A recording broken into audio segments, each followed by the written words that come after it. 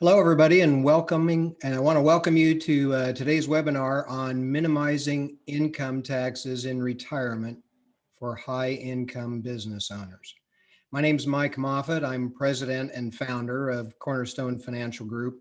It's a company we started back in 1987, and we're looking forward to today's presentation. We think we've got a lot of really good ideas coming from our speaker, Jamie Farmer, who I'll introduce here shortly. Minimizing income taxes in retirement for high-income business owners is part of our best webinar series, Business Enhancements, Strategies, and Tools. It's an acronym for that. We started that last year. We've got a number of folks who are helping us put on these webinars. They're all part of what we call our motto, which is helping wealth creators grow and preserve their legacy. We've determined long ago that for all the expertise we have, we don't know everything, and we don't anticipate that most folks in business have all the answers, but there are experts out there that do have answers. And we understand that it's important that we bring those people to the table as you plan ahead, anticipating what you need in your businesses.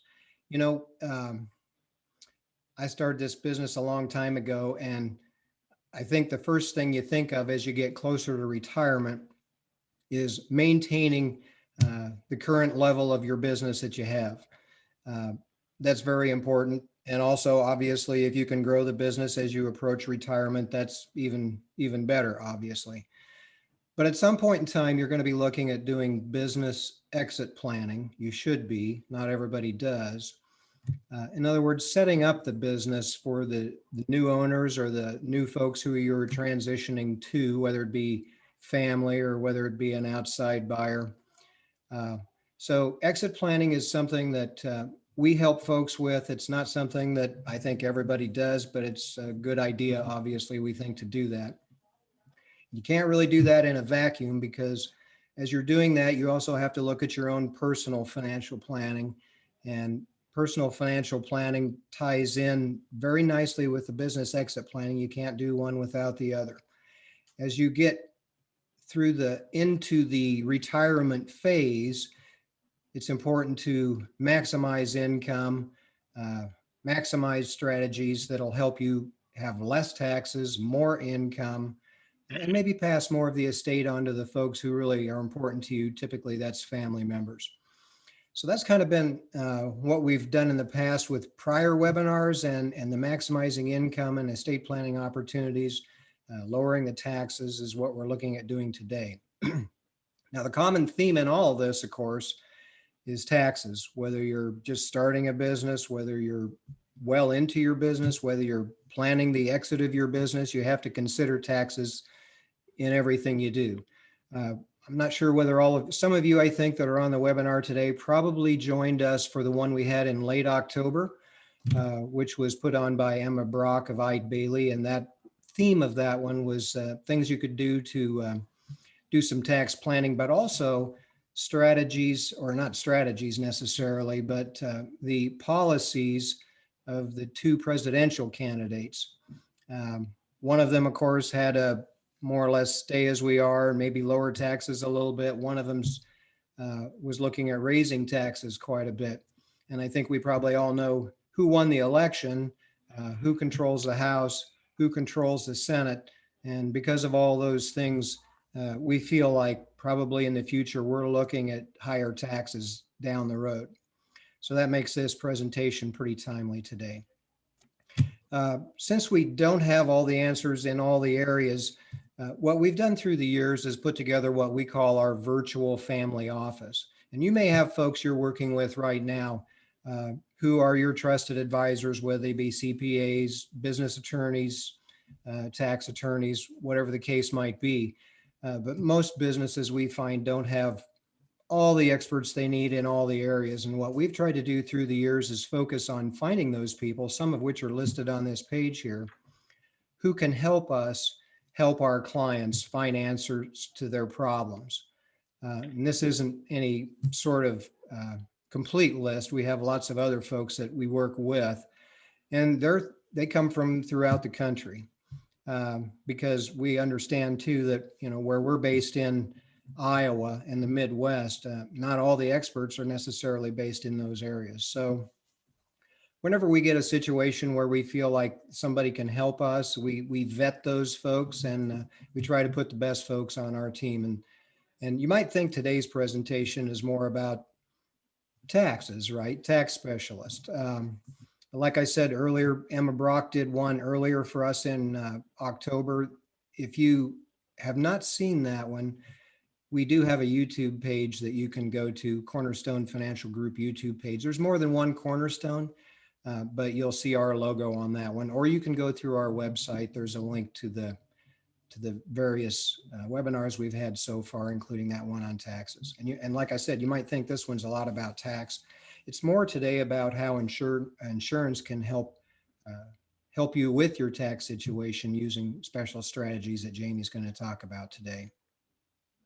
So just a couple of things before we get started. This webinar is in listen only mode. Doesn't necessarily mean you can't participate. You certainly can. What you'll want to do is use the chat feature that you have in your controls for all attendees.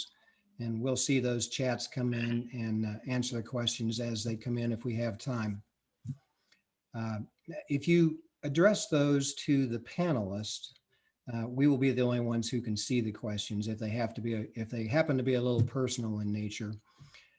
If you address them to all attendees, then everybody can see your questions. So just a little heads up on that. So a little bit about Jamie. Actually, I've known Jamie for probably, I would say, Jamie, 3 or 4 years maybe. But I met his father before that at a conference that I attended in Florida many years ago. And his topic was similar to the one that we have today. And I just thought when I heard him, I thought, these guys have ideas. And that's what we were looking for: creativity, problem solving. And FSG, Financial Strategies Group, it's a company with offices nationwide. Jamie's more in the Chicago area, and he might explain a little bit more about that. But Jamie's been a partner with them since 2008 and probably kind of taken over where, is your father still in the business, Jamie? Yep, he's out there doing meetings, and we're a good team. Okay, so, but they're just part of the team. There's a number of other folks in the team as well. And like I said, when I saw some of their ideas, I thought these guys are some folks who I think can really help our clients. We've used them on a number of cases with things that we've gotten potentially stumped with, or just looking for better ideas on. So looking forward to have Jamie fill us in on some of the things we can do to lower our taxes in retirement. This picture of him is one, I think, when he was in high school. Jamie, of course, that was probably from 2008, right? He's been in the years business. ago. It's not that 12 years. So. Right. But I think as I get older, everybody looks younger to me, right? So I guess that's just experience. I have experience and wisdom, but I'll tell you, Jamie does too, and he's got a lot of good ideas, which he's going to share with you right now. So with that, I'll turn it over to you, Jamie. Sounds good. Thanks, Mike. We're going to talk about the slides anyway. So, I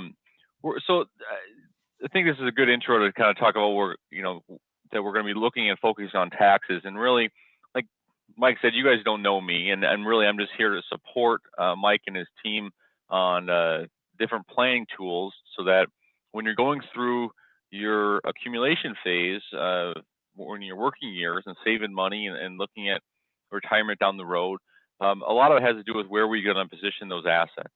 And most of the time you're really focusing on the diversification and the risk and the returns that you're getting, but also we want to look at down the road, how much can we keep of those money? We want to build our portfolio and our net worth, but then later on we want to be able to use that. And if we can help try to lower those taxes later on, then you can keep most of those gains that you've been earning. And so most people that I believe are on the call are in that high net worth business owners and executives that are making a good income. And so we're going to profile today a client that in retirement, they want to spend about $500,000 a year. We've done this for clients that want to spend less, a couple $100,000 a year, and the ones that want to spend over $1 million a year. But if you're spending $500,000 in retirement, you're probably making a little bit more of that now, and paying a lot of taxes every year. And we're probably working with your CPA to help lower those taxes. And we're told a lot of times, if I ask you as a blanket statement, what's your tax bracket? And normally the response almost across the board is the highest. I'll say, well, in retirement, what are you going to be paying in taxes? Well, most of the time the answer is the same. I'm always getting killed in taxes, and I talk to my CPA every year, and I ask him what I can do, and I do my best to lower my taxes, but I'm getting killed in taxes. And so that's what we want to work and show you some different, ideas that might help lower that. And we're working with your financial team to help accomplish that. And so, Mike kind of started it that the political game and the president and the Congress we have right now isn't being too nice to these type of earners, these high income earners. And this is just kind of a funny picture, and we put in some different cartoons in here to kind of paint the picture. But I think we're not happy about the taxes we're in now and brackets that we're in, and I don't think it's going to get any better going forward.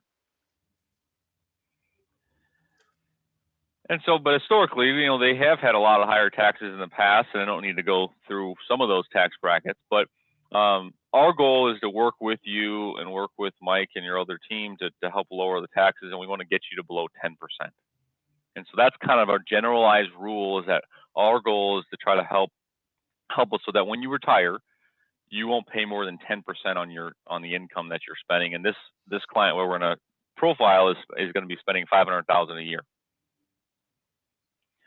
And so we did have an article that was published. You probably can't click on this because this is a shared kind of a webinar, but we can send you the article if you'd like as well. But it was published in Forbes magazine, and it profiles this exact same thing. So a $500,000 client. So we just thought I'd like to share that, we have been published on some of these concepts as well. And so, like I said, we've just met, and we're working with your financial team. And so Mike is your advisor, but if you're CPA and your attorney, we would love to be showing these kind of concepts to them as well, and making sure that everybody under your financial team is comfortable with the planning that you're doing. And if there's any concerns or issues, we want to make sure we can address that, so that you're getting the advice and you're getting a uniform answer back, that you're in the right direction of what you're doing and the strategies that you're trying to implement. So there's a couple ways to look at taxes. And so one of the things is marginal tax bracket, and the other one's effective tax bracket. And so when people say, what is, and you might want to look at those in different things, different planning that you're using. And so marginal tax bracket can be helpful. And what that means is that for the next dollar that you earn of your income, what rate of taxes will you be paying on that next dollar? And so that marginal tax bracket is helpful when you do some retirement planning, maybe for putting money into your 401k, or if you have an LLC, maybe different retirement options, because you're going to be saving. That'll lower your taxable income. Or if you're giving money to charity and you're taking a charitable write-off, how does that benefit you in taxes? That's what marginal tax bracket helps. For this one, we're going to focus more on your effective tax bracket. So effective tax bracket means is that we're going to add up the total amount of taxes that you're going to be paying, and we're going to see how much income that you have, and that's what effective tax bracket is. So it's total taxes divided by your income, and that's what we're going to try to accomplish, and we're going to try to keep that number below 10%. And so we're just going to walk through kind of how we're going to accomplish this. And this is just one way to do it, and we're not going to get too detailed because every client might have a little bit different ways to do it based off their business and where their income is coming from and where it will be in retirement as well. So for this client, we're going to assume that they're married and they have Social Security income coming in of about $50,000. And then we're also going to pull $100,000 out of their IRAs, their taxable income, and that $100,000 could come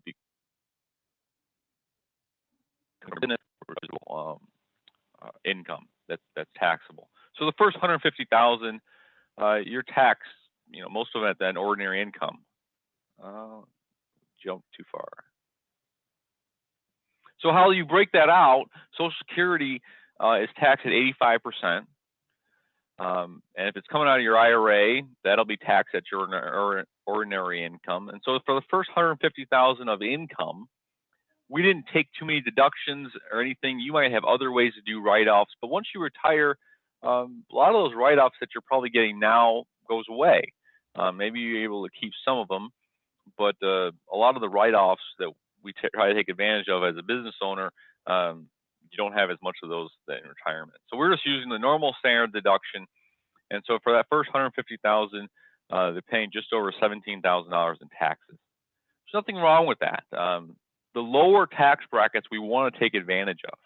We want to have some taxable income, because if we would just keep our IRAs and keep stretching it as long as possible, then maybe sometimes we're getting too much of forced income we can't avoid. And so it's okay to start taking some income out and take advantage of those lower tax brackets. And so for the next $150,000, we're just going to assume you're going to sell marketable securities, so some of your brokerage accounts at long-term capital gains. And then maybe there's some basis or different ways to help do that, but let's just say it's all taxable for simple purposes.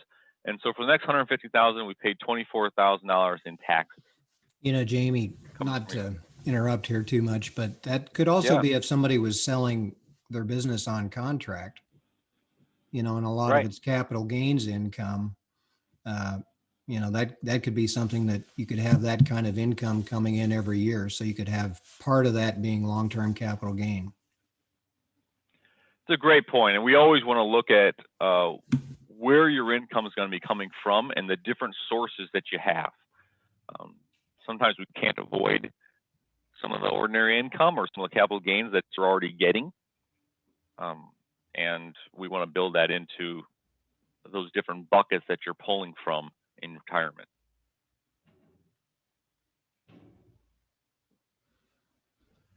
So the last part is really the crucial part. So for this is we took the first $300,000 of income that provided for this client, and we got their effective tax bracket to 13.74%.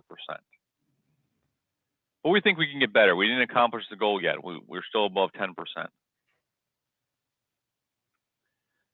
And so now, I know there's a lot of words on here, but we wanted to kind of explain a little bit about where the buckets are in retirement that you can be pulling from. And there's different assets that you're accumulating over time, and the tax structure can be different with those. And so like in quadrant 1, those are just your after-tax contributions, your bank accounts and your brokerage accounts that you couldn't shelter. Those will grow tax-free and come out tax-free. Quadrant 2 is that we deferred a little bit of taxes. We paid them up front, but now they're not accumulating taxes as they go, which is like annuities, some different non-deductible IRAs. But later on, you'll pay taxes on that income when they come to you. And then we all know box 3, which is like your 401k. You might have other qualified plans that you're haven't paid taxes on it. Later on, you will. And so they're pre-tax contributions, and later on they'll be taxable when you take the money out. And so we're going to be focused this last section on is quadrant 4, which is it's after-tax contributions, because you've already maybe maxed out your 401k. You've done anything your CPA recommends on how to save the taxes throughout your working years, and then you pay tax on this, and we want to be able to then put the money away that it grows tax-free and comes out tax-free. And there are only a few ways to accomplish that. That when the money goes in there, every year goes by, you're not paying taxes on it, but then also when you get the money back out for income, you're not paying tax on it. And so municipal bonds used to be where most people put a good chunk of their money. 30 to 50% of money used to go into muni bonds.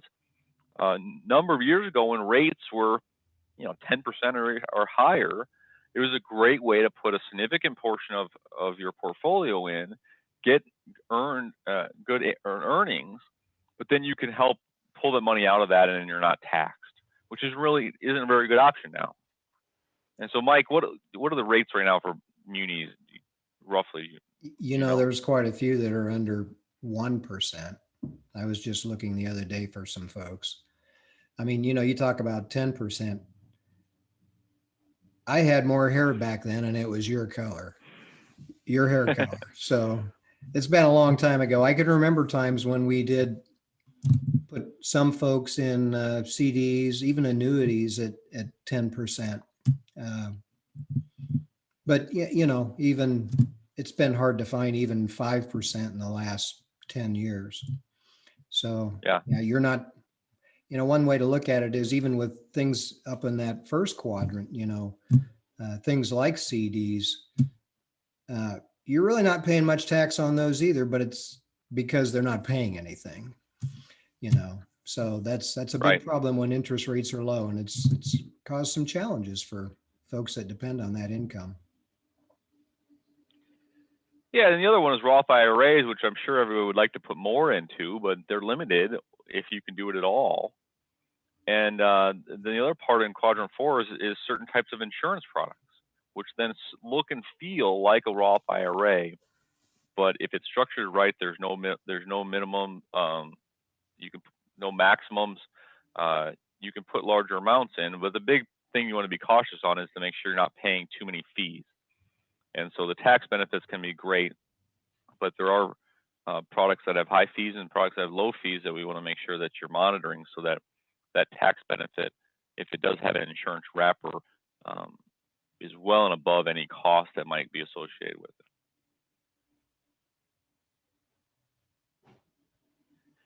And so you're probably kind of seeing that we're trying to accomplish this goal of getting below 10%. And to make that happen, we can't take more out of our taxable accounts. We're at 13% right now, and giving them 300,000. But the more we take out of our taxable accounts, those are going to be at the higher brackets we want to avoid. So we really need to have a sizable tax bucket of money that you can use that's coming out tax-free. And so that's what you know we want the team to be focusing on through your working years to try to accomplish that, where you're having a sizable bucket that's tax-free. And if we do that, we're pulling 200,000 per year out tax-free, and we accomplish the goal of giving you 500,000 of income in retirement, only paying $41,000 in taxes, which is 8.2%.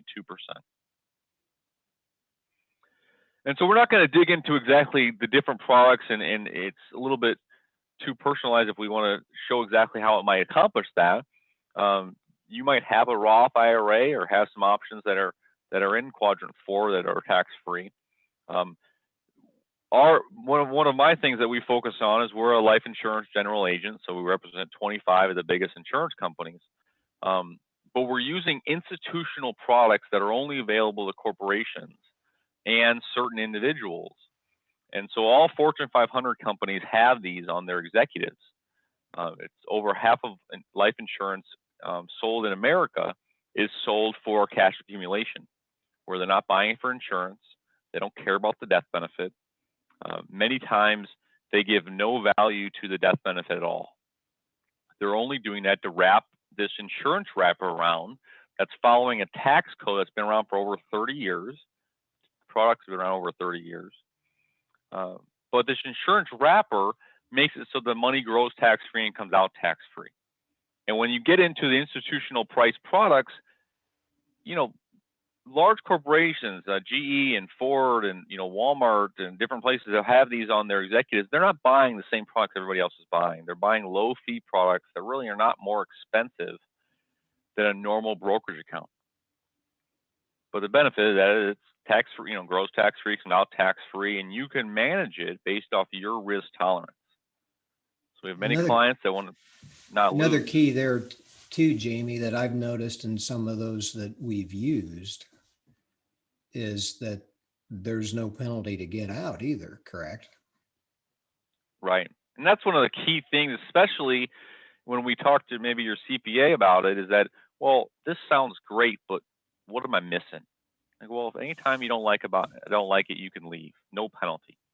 And it gives you the comfort that you're in control of this. And if you ever don't like it or it's not fitting for your financial plan, you make a change and do something different without penalty. So since most of the ones that I'm sure a lot of the folks on the webinar are familiar with do have all those penalties, how are they able to do that without a penalty? They're doing it because of the demographic of the client. So they're looking for business owners and executives that can qualify for it. The reason why is that the insurance company knows statistically that most of those types of people have a good income now, will end up keeping the products for a longer period of time. So they're letting these clients walk away at any time, because if they didn't do that, you would have a hit to your balance sheet. I mean, we have clients that have put $1 million per year into these investments. If their balance sheet goes down, they're not going to do it. And if they have these ties and surrender periods and stuff that maybe it works long term, but it doesn't, what happens if things change?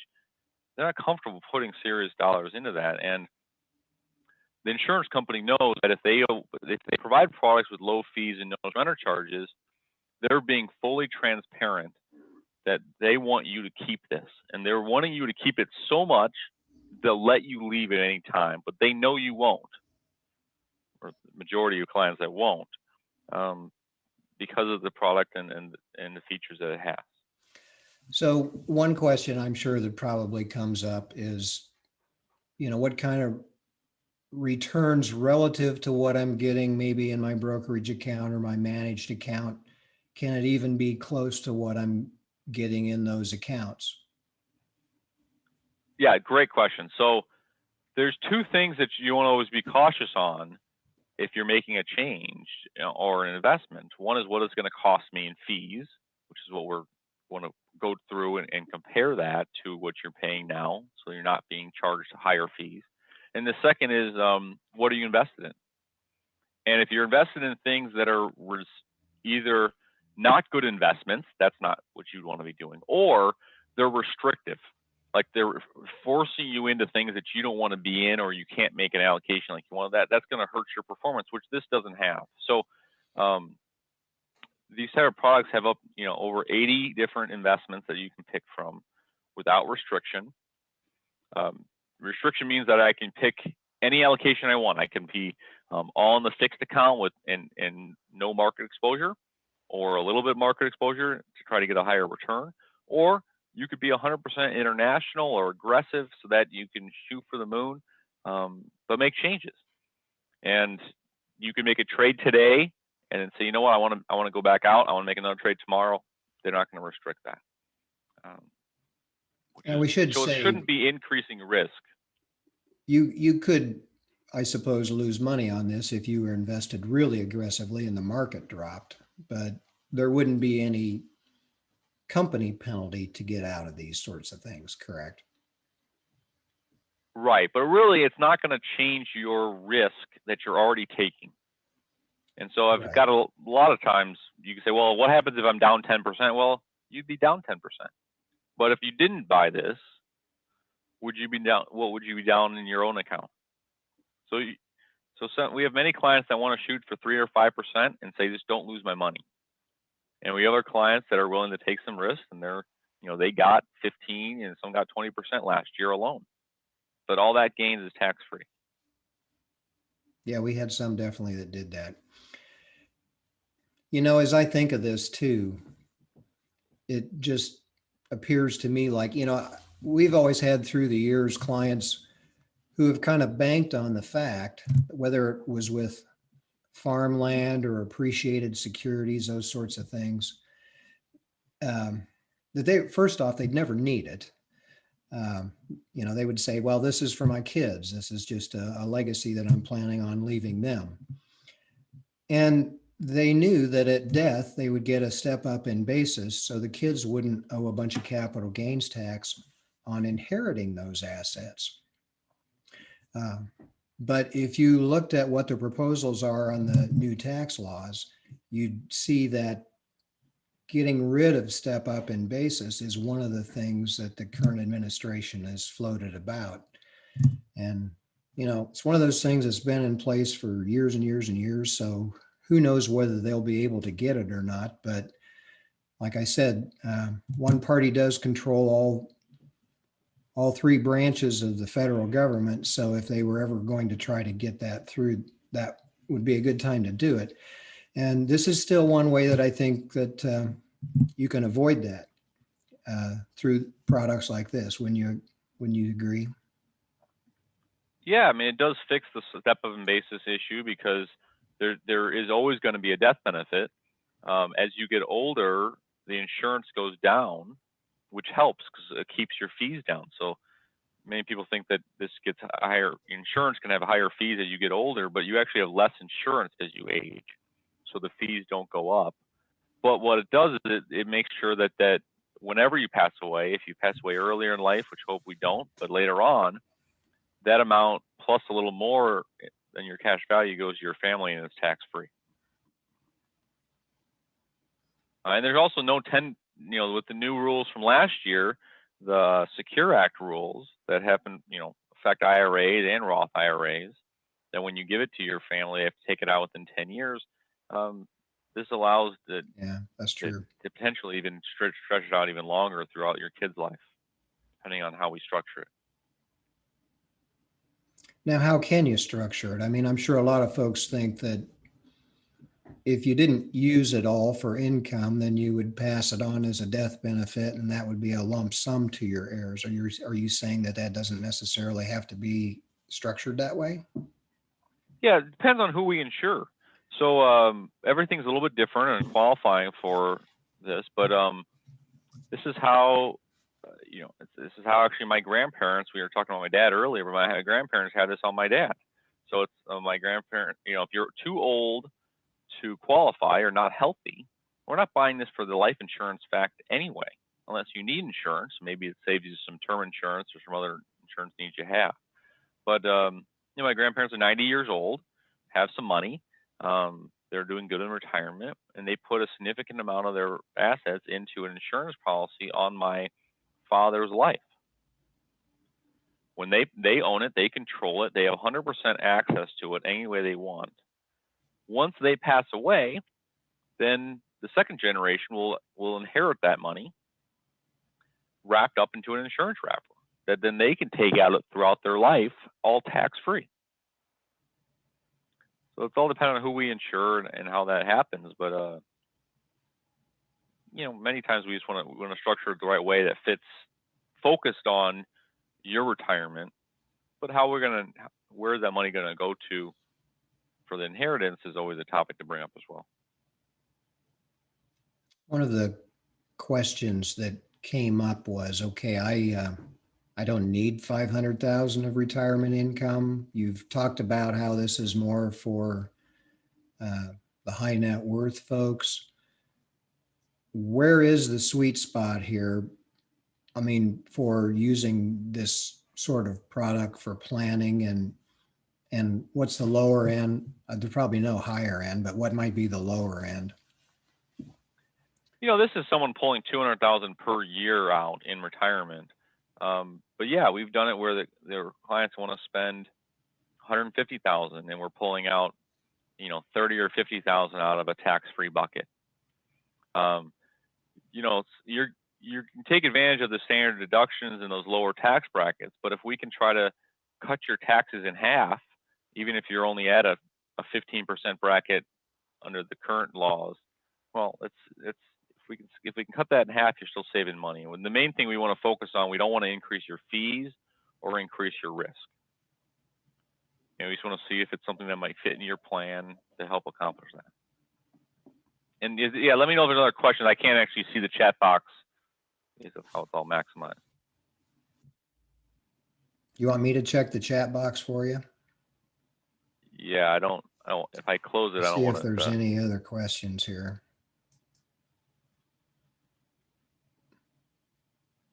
I don't see any in the chat. Okay. So I think we're good. Any final comments, Jamie?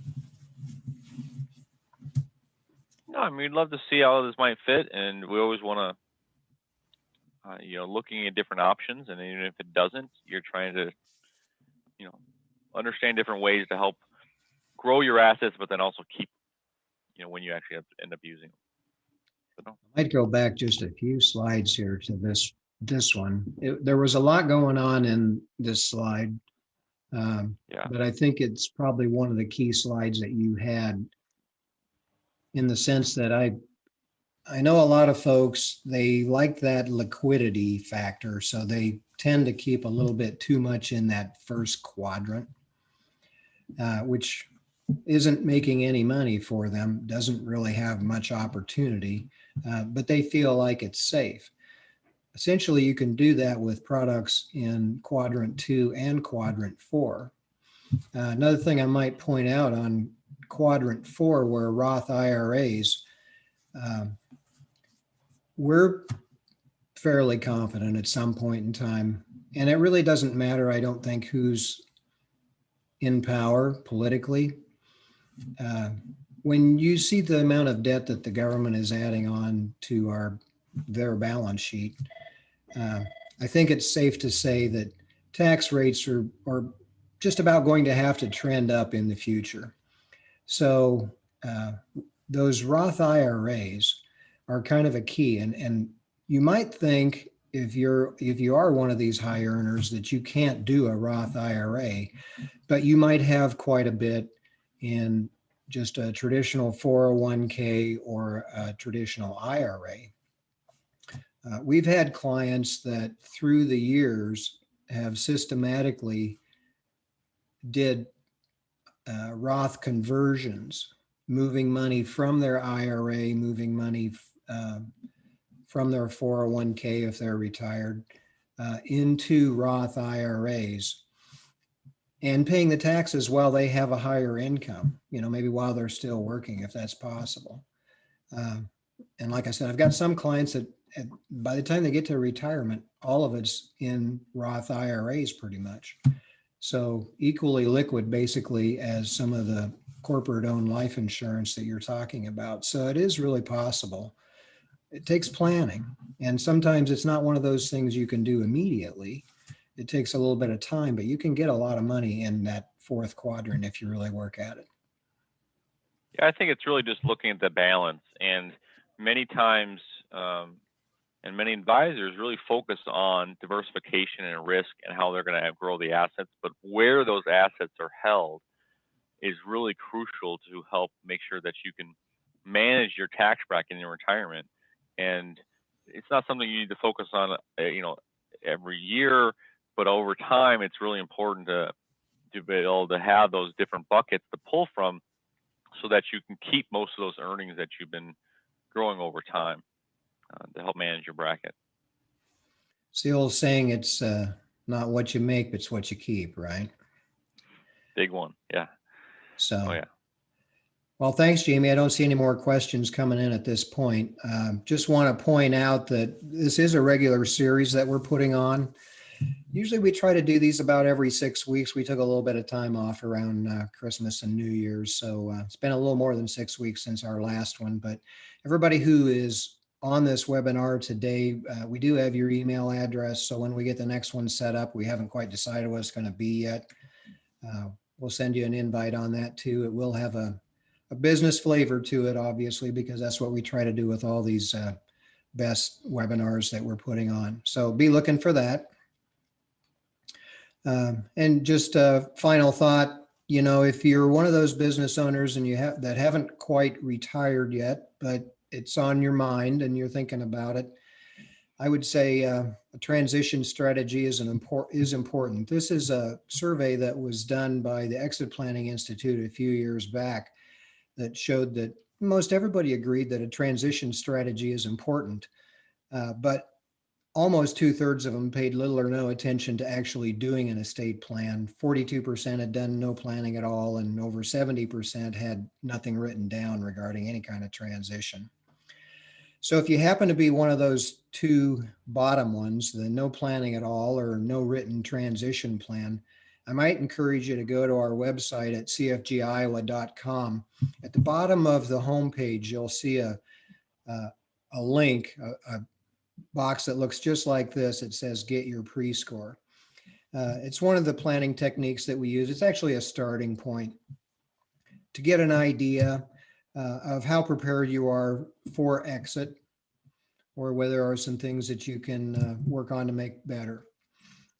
What we find from working with clients is that if you've got a 5-year window to do some planning as far as your business exit, whether it be a transition to family members or an outside buyer or an inside deal where you're selling to employees, the sooner the better that you get started. Those ones that are probably folks who have less success when they do it are ones that just are forced into the situation by either health or just maybe they get to the point where they can't run the business anymore and have to make quick decisions, and that usually doesn't end quite as well. So that's one Yeah, of the Mike, things that we I can. totally, I Go think that's a ahead. big part of that.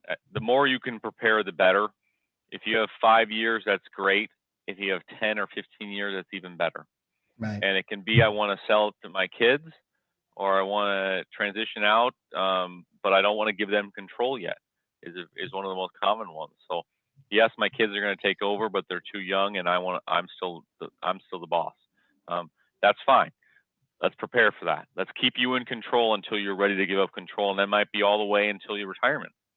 But let's figure out how to transition the assets in the most efficient way through gifting and different tools so that they're not taxed on the transfer as much. And if you ever passed away, they receive it with the plan in place to take over.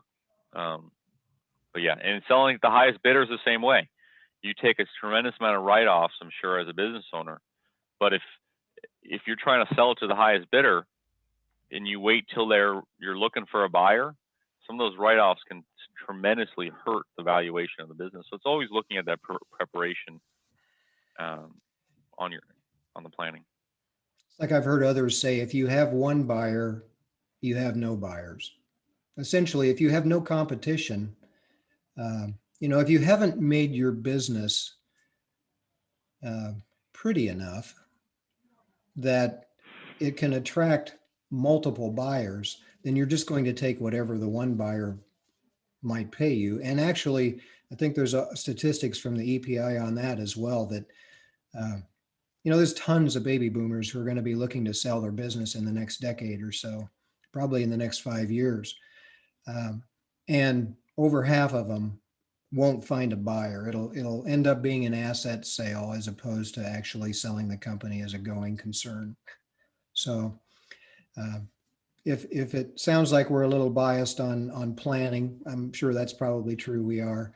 But what we're trying to do is not just help you get the most money either, but get the most net, get the best deal, get the most net, retire on your terms, and live the life that you want to live in retirement. So I think that's kind of the key.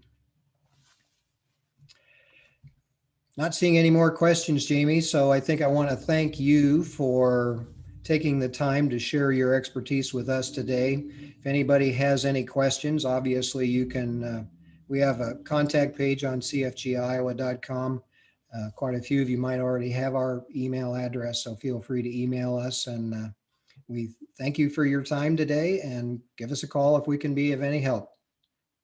Have a good day.